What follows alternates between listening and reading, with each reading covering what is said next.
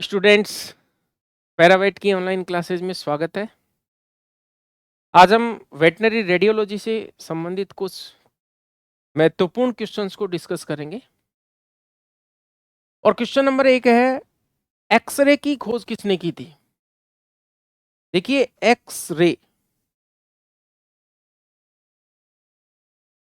X ray की खोज की गई थी सर विलियम रॉन्जन ने।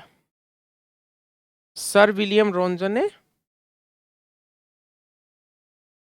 रॉन्टजन या फिर इन्हें रॉन्जन कहा जाता है। और ये भौतिकी के क्षेत्र में इन्होंने नोबेल पुरस्कार प्राप्त किया था और एक्स किरणों की खोज की थी 1895 में। 1895 में इन्होंने किस्मत से या सौभाग्य से या संयोगवश एक्स किरणों की खोज की थी।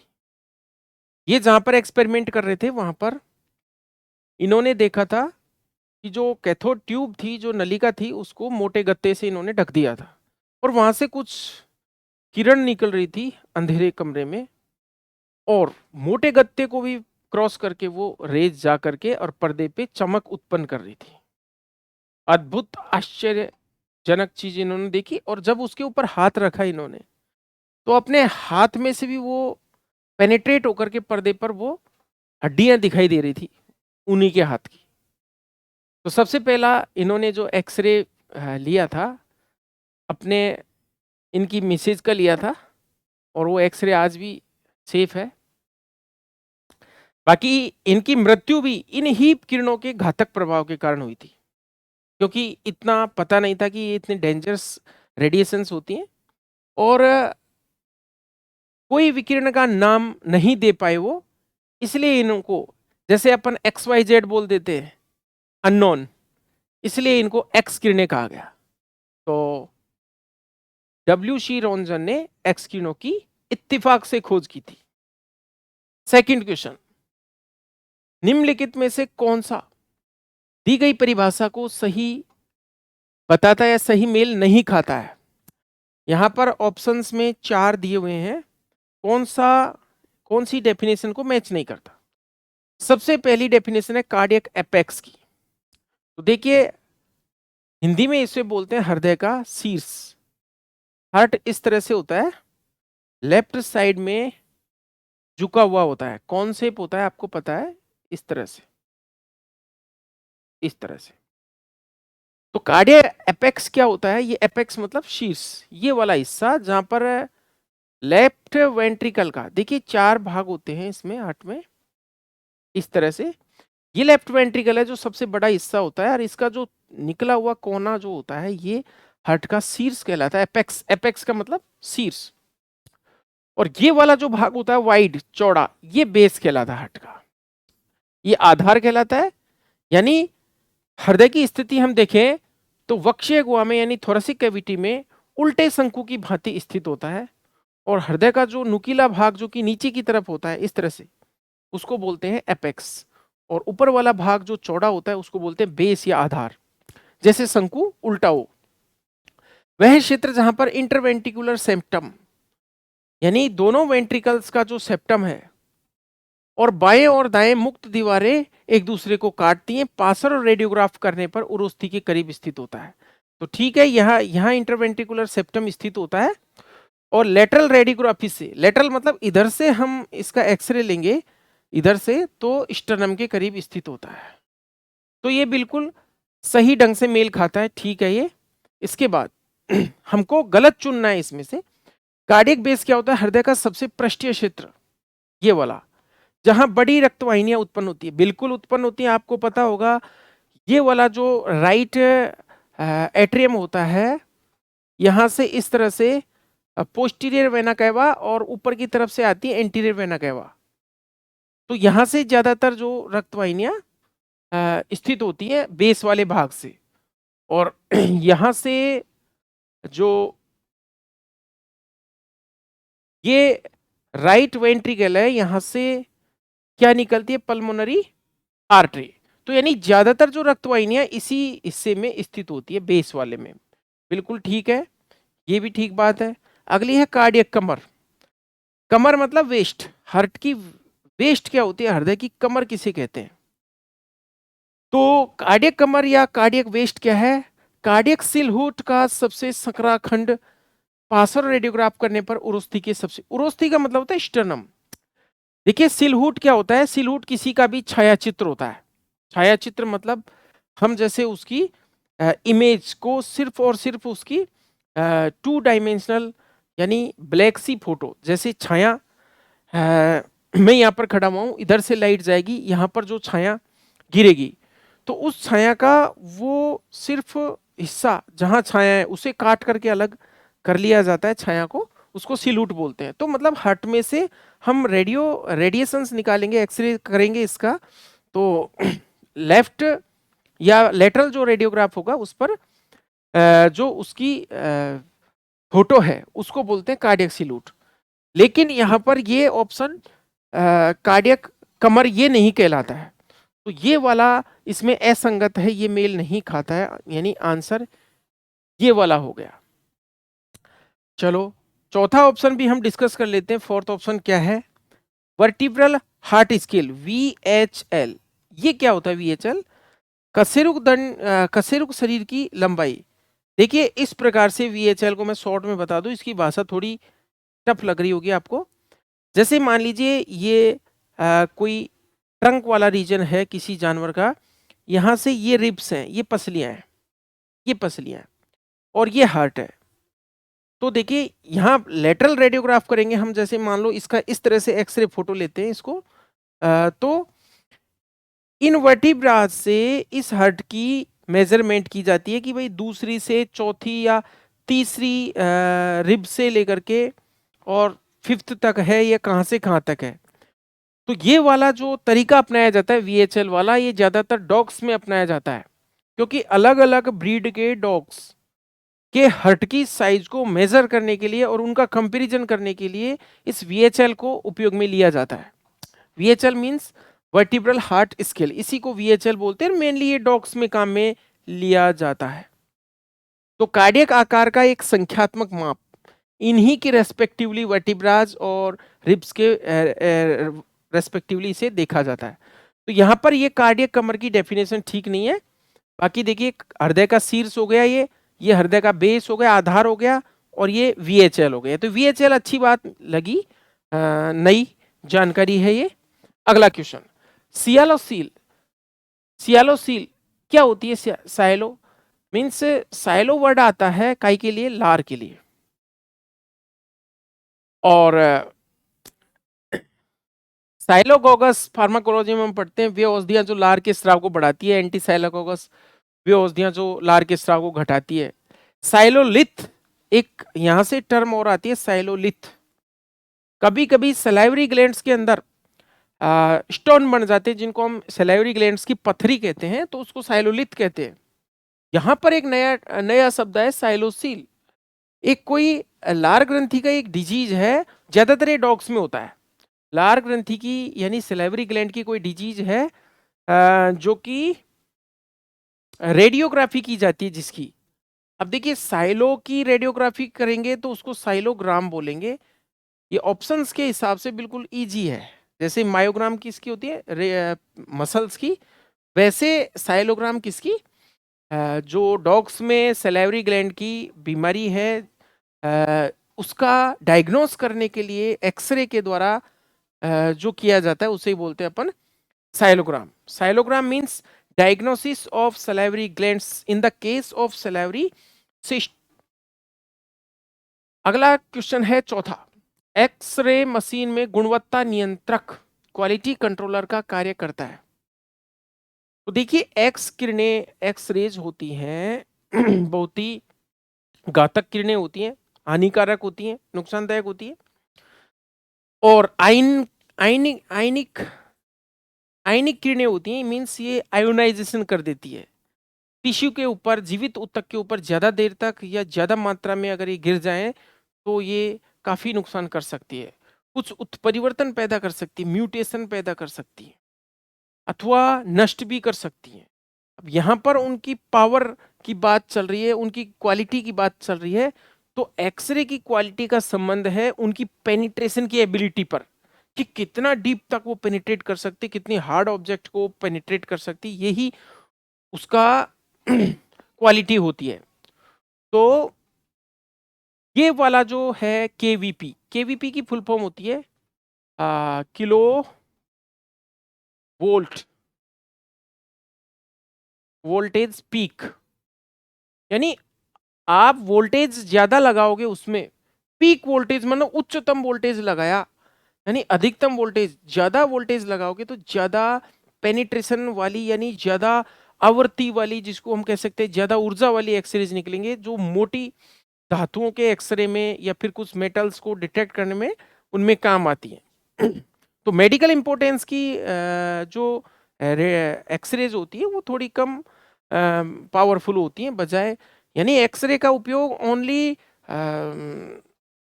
शरीर के या बॉडी की इमेज लेने में ही नहीं किया जाता, इसका उपयोग फिजिक्स में काफ़ी सारे हैवी जो मशीनरी होती है उनकी मोटाई या उनकी गुणवत्ता को जांचने में भी इसका उपयोग किया जाता है। नेक्स्ट है एक्सरे की अवशोषित खुराक दर, डोज रेट की इकाई को क्या कहा जाता है। देखिए, चूंकि हमने अभी बताया कि एक्स किरणें काफी हानिकारक होती है, काफी घातक होती हैं, और इनकी एक डोज निर्धारित की गई है जिसको हम विकिरण खुराक भी बोल सकते हैं, विकिरण खुराक, यानी कितनी डोज। चूंकि ये एक तरह से नुकसानदायक किरणें हैं तो इनका शरीर पर गिरना, और वो भी लिमिटेड समय के लिए और उनकी मात्रा के अकॉर्डिंग ये नुकसान तय करता है। कहने का मतलब इसे हम शॉर्ट में बोल सकते हैं red. Red means radiation absorption dose, अवशोषित खुराक, रेडिएशन एब्जॉर्प्शन डोज। रेड से मेजर करते कितना रेड जो है मनुष्य को, जो एक्सरे टेक्नीशियन होते हैं इन मशीनों के लगातार संपर्क में आते हैं जिनका काम एक्सरे करना होता है, उनके शरीर में कितने रेड जाना चाहिए एक्सरे या कितने नहीं जाना चाहिए, इस चीज को तय करता है। तो एक एम रेड तक साल भर में एक व्यक्ति इसको ग्रहण कर सकता है, यानी इतना अगर डोज जा रही है ये सुरक्षित स्तर होता है। इससे ज्यादा जा रही है और वो भी टाइम के ऊपर डिपेंड करेगी, जैसे एक बार में किसी ने साल भर में एक बार में 30 एम रेड इतनी एक्सरे की खुराक ले ली, या फिर उसके शरीर पर इतनी एक्सरे गिर गई, ये डोज गिर गई उसके शरीर पर, तो वो भी सुरक्षित माना जाता है। लेकिन एक आध बार, लेकिन जो लोग लगातार एक्सरेज के संपर्क में रहते हैं, काम करते हैं, तो उनके शरीर में उत्परिवर्तन रोकने के लिए या फिर कैंसर रोकने के लिए उनके शरीर के चारों तरफ जब वो एक्सरे करते हैं तो एक गाउन या फिर जिसको बोल सकते हैं लेड का एक कोट पहनना पड़ता है उनको। तो उस लेड को क्योंकि ये क्रॉस नहीं कर सकती, जिससे उनके शरीर की सुरक्षा होती है। तो रेड जो है ये डोज रेट है, अवशोषित खुराक दर बोल सकते हैं हम इसको। नेक्स्ट है फादर ऑफ वेटनरी रेडियोलॉजी किसे कहा जाता है। तो देखिए, रिचर्ड एबरलेन जो साइंटिस्ट है इनको फादर ऑफ वेटनरी रेडियोलॉजी कहा जाता है, क्योंकि इन्होंने सबसे पहले पशु चिकित्सा में एक्सरे करना प्रारंभ किया था। नेक्स्ट है एक्सरे की आयनिक होने वाली विकिरण की मात्रात्मक इकाई है।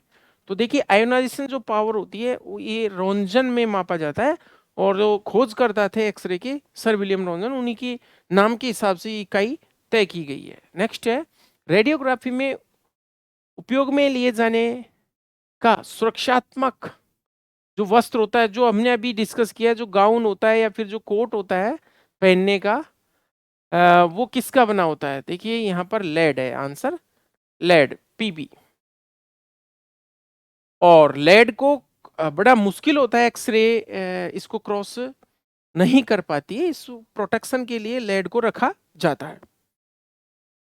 नेक्स्ट है, निम्न में से कौन सा रेडियोग्राफ निष्कर्ष बिल्लियों में कुत्तों की तुलना में हृदय की विफलता के साथ अधिक आम है? मीन्स कैट्स में जो हार्ट फेलियर होता है वो नॉर्मली किस रेडियोग्राफ निष्कर्ष कंक्लूजन द्वारा हम बता सकते हैं? मतलब ये हुआ कि जैसे कैट्स में हार्ट फेलियर हुआ तो इनमें से कौन सा लक्षण देखने को मिलता है? तो देखिए ऑप्शंस के हिसाब से हम देखें,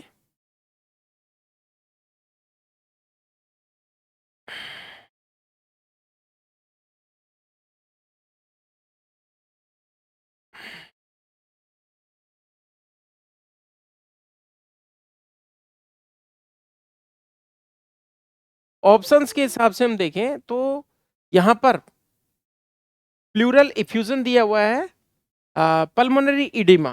तो बिल्कुल पल्मोनरी इडिमा अगर देखने को मिल जाए कैट्स में तो उनके अंदर बिल्कुल हार्ट फेलियर हुआ है, और ये पल्मोनरी इडिमा कैट्स में ज्यादातर देखने को मिलता है डॉग्स की तुलना में।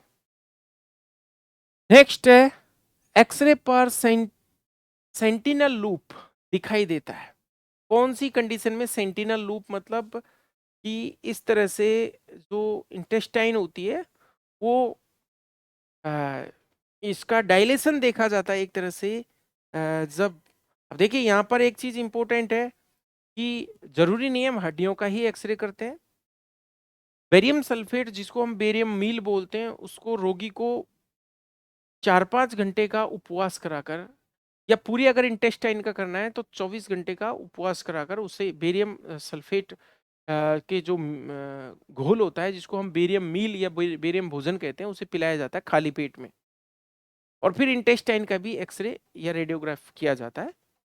तो ऐसी कंडीशन में अगर ऐसा दिखे इस तरह से अंदर से होलो, तो ये जो समस्या है ये एक्यूट पेनक्रियाटाइटिस का जो है ये सिग्नल है, सेंटिनल लूप अगर दिखाई देता है तो। नेक्स्ट है, एक बीगल नस्ल का कुत्ता कोरोनरी आर्टरी डिजीज से पीड़ित है। मींस बीगल में क्या है, ये डिजीज है, इसके लिए मायोकार्डियल परफ्यूजन स्कैनिंग विधि उपयोग में ली जाती है। तो इसमें प्रयुक्त आइसोटोप है। तो ये तो ध्यान रखने वाली बात है कि भाई मायोकार्डियल परफ्यूजन स्कैनिंग में कौन सा आइसोटोप काम में लिया जाता है। मायोकार्डियल परफ्यूजन स्कैनिंग में हेलियम लिया जाता है काम में। ये तो वैसे याद रखने की चीज, हेलियम आइसोटोप। आइसोटोप का मतलब होता है समस्थानिक। देखिए ये जो कुछ टर्म्स है मॉडर्न फिजिक्स की आती हैं जब हम रेडियोलॉजी पढ़ते हैं। अगला क्वेश्चन है, एक ग्रे हाउंड नस्ल का कुत्ता जिसका रक्तचाप उच्च हो रहा है, मीन्स बीपी हाई हो रहा है, ब्लड प्रेशर हाई हो रहा है, इसमें इसका मूल्यांकन करने के लिए कौन सी विधि उपयोग में लेंगे? मीन्स हाई बीपी को किससे माप सकते हैं इसमें? तो यहाँ पर एंजियोग्राफी से नहीं पता चलेगा, चूंकि इसके अंदर तो रक्तवाहिनियों का स्ट्रक्चर पता चलेगा। कलर फ्लो डॉपलर ये भी आते जाते रक्त को बताएगा, कलर डॉपलर जो किया जाता है। और ये है सीएमआर एंजियोग्राफी, मींस कंप्यूटेड, ये मैग्नेटिक रेजोनेंस इमेजिंग होता है। मैग्नेटिक रेजोनेंस इमेजिंग जो एंजियोग्राफी की तरह ही का किया जाता है ये। तो इससे हम क्या कर सकते हैं, इसका पता लगा सकते हैं, मैग्नेटिक रेजोनेंस इमेजिंग। नेक्स्ट है, एक ऐसी तकनीक जिसमें किसी शारीरिक अंग या उसके कार्य के रिकॉर्ड को प्राप्त करने के लिए रेडियोधर्मी ट्रेसर, रेडियोएक्टिव ट्रेसर के साथ ये सिंटिग्राफी में स्किन टेशन डिटेक्टर का भी उपयोग में लिया जाता है। देखिए ये सिंटिग्राफी हमने पहले भी डिस्कस की थी कि बोन्स का क्लियर कट इमेज लेने के लिए सिंटिग्राफी की जाती है, और इसमें रोगी को कुछ ऐसे रेडियोएक्टिव आइसोटोप्स पिला दिए जाते हैं, या पिलाने से ज्यादा बेटर उसके रक्त में यानी आईवी दे दिया जाता है। मोस्टली आईवी दिया जाता है। अब आईवी देने के बाद लगभग 12 से 24 घंटे में वो आइसोटोप्स बोन में पहुंच जाते हैं और फिर उसके बाद में उन बोन्स की स्कैनिंग की जाती है, यानी उसकी एक्सरेज ली जाती है एक तरह से, उसको बोलते हैं बोन सिंटिग्राफी। छोटे मोटे फ्रैक्चर हुए या फिर छोटे मोटे ट्यूमर्स हुए बोन्स में, इन सब का पता इस बोन सिंटिग्राफी द्वारा किया जाता है। तो सिंटिलेशन डिटेक्टर का उपयोग किया जाता है। नेक्स्ट है रेडियोग्राफी तकनीक का उपयोग किस सर्जिकल अवस्था में किया जाता है। तो इनमें से जो सबसे अच्छा आपको लग रहा होगा फ्रैक्चर, बिल्कुल फ्रैक्चर में सबसे ज्यादा एक्सरे या रेडियोग्राफी टेक्निक का उपयोग किया जाता है, बिल्कुल क्लियर कट सी बात है। नेक्स्ट है last, which of the following is usually acquired rather than congenital issue in dogs. इनमें से ये जो समस्याएं दी हुई है इनमें से कौन सा अर्जित किया हुआ है। एक्वायर्ड क्या होता है, कोई भी बीमारी कोई भी समस्या जिसको कोई भी जीव अपने जीवन काल में अर्जित करता है, प्राप्त करता है, उसे एक्वायर्ड कहते हैं। और कंजेनाइटल क्या होता है, मींस जन्मजात, एक जन्म से ही हो, मींस जन्म के समय से ही, यानी एक तरह से जेनेटिक हो। तो ये जन्मजात मीन्स पैदा होने के बाद, और कंजेनाइटल जो इश्यूज डेवलप होते हैं, जन्मजात जो समस्याएं उत्पन्न होती हैं वो उस जीव की जब भ्रूणावस्था होती है या माँ के गर्भ में जब वो विकसित हो रहा होता है, उस समय कोई डिफेक्ट आने से ये जन्मजात विकृतियां या कंजेनाइटल डिफेक्ट्स उत्पन्न होते हैं। जैसे इसके एग्जांपल मैं आपको बताऊं, एट्रेशिया एनाई विकास के दौरान होते हैं, इनका भी कोई लक्षण जीन्स पर नहीं पाया जाता, ये तो जब डेवलपमेंट हो रहा होता है, पल रहा होता है गर्भ में, तब ये समस्याएं पैदा हो जाती हैं। तो एक तो होता है जन्मजात और एक होता है जीवन काल में अर्जित। तो यहाँ पर कौन सी समस्या अर्जित है, मीन्स जन्म के बाद अधिग्रहित होती है, एक्वायर्ड। फर्स्ट है पेक्टस एक्सकेवेटम। ये पेक्टस एक्सकेवेटम क्या है, इसका मतलब होता है ये जो स्टर्नम है ये अंदर की तरफ घुस जाए, मीन्स फनल शेप इस तरह से स्टर्नम या ये थोरेसिक बास्केट अंदर की तरफ से यहाँ दब जाए। और जब यहाँ से स्टर्नम दब गई नीचे की तरफ से, नीचे की तरफ से ज़्यादा दबेगी अंदर की तरफ, तो चेस्ट के अंदर जो थोरेसिक बास्केट में जो ऑर्गन्स स्थित है, हम जानते हैं दो तो साइड में लंग्स होते हैं बड़े, जो कि थोरेसिक बास्केट का या वक्षीय कटेरे का ज़्यादातर हिस्सा घेरते हैं, दोनों लंग्स, और बीच में होता है हार्ट। तो ये हार्ट के ऊपर और लंग्स के ऊपर प्रेशर डालने लग जाती है स्टर्नम, इसको बोलते हैं हम पेक्टस एक्सकेवेटम। काफ़ी समस्याएं आती है, कुछ मनुष्य के अंदर भी ये समस्या पाई जाती है, पेक्टस एक्सकेवेटम। अगला है पल्मोनिक स्टेनोसिस। ये क्या होता है आपको पता होगा, ये देखिए ये हार्ट जैसे ये होता है, यहाँ पर ये राइट एट्रियम, ये लेफ्ट एट्रियम, और ये लेफ्ट वेंट्रिकल, और ये राइट वेंट्रिकल। अब इस बात का आपको अच्छे से पता है कि देखिए यहाँ से एक रक्त वाहिनी ब्लड वेसल निकलती है यहाँ, और वो लंग्स को जाती है, इसको हम बोलते हैं पल्मोनरी आर्टरी। अब पल्मोनिक स्टेनोसिस क्या होती है, इसके जो वाल्व हैं यहाँ पर संकरापन आ जाता है, इसी को बोलते हैं पल्मोनिक स्टेनोसिस। और थर्ड वाला है पेरिटोनियो पेरिकार्डियल डायफ्रागमेटिक हर्निया। तो ये हार्ट के जस्ट ऊपर यहाँ पर सॉरी नीचे यहाँ पर डायफ्राम होता है, और डायफ्राम आपको पता है ये थोरेसिक कैविटी और एब्डोमिनल कैविटी को सेपरेट करने वाला एक झिल्लीनुमा पतला एक झिल्लीनुमा एक संरचना होती है, जिसको हम बोलते हैं डायफ्राम।